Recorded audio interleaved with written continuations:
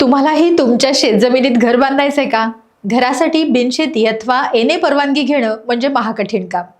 किती दिवसात ही परवानगी मिळणार? परवानगीसाठी आता ऑफिसच्या किती चक्रा मारायच्या आणि किती दिवस वाट बघायची? असा प्रश्न तुम्हालाही पडला असेल ना?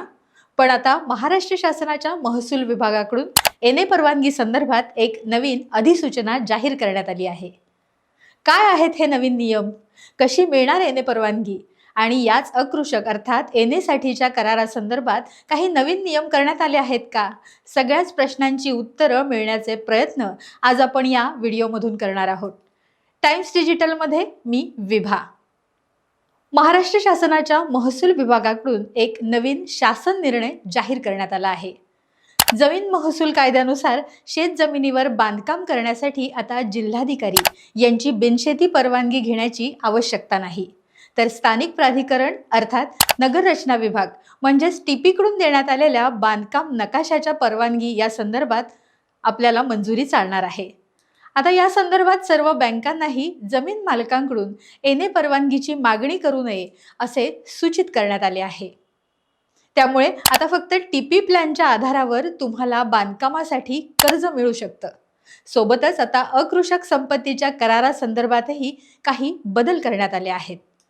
आता ज्या मिळकती दिनांक 31 डिसेंबर 2001 रोजी अथवा त्यापूर्वी बिनशेती झाल्या आहेत, त्यांच्याकडून आता एक रकमी कर आकारण्यात येणार आहे. ज्यांचे बांधकाम 1000 चौरस मीटरच्या क्षेत्रात असेल त्यांना बाजार मूल्याच्या 0.10% दर असा हा कर आकारण्यात येणार आहे. तर 4000 चौरस मीटरच्या बांधकाम असलेल्या क्षेत्राला 0.25% कर आकारण्यात येणार आहे.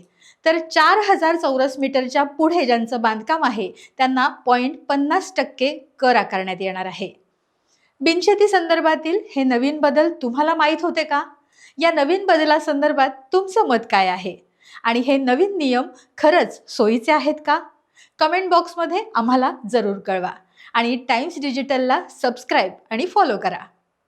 टाइम्स डिजिटलला लाईक करा, शेअर करा, सबस्क्राईब करा आणि बेल आयकॉन दाबायला विसरू नका.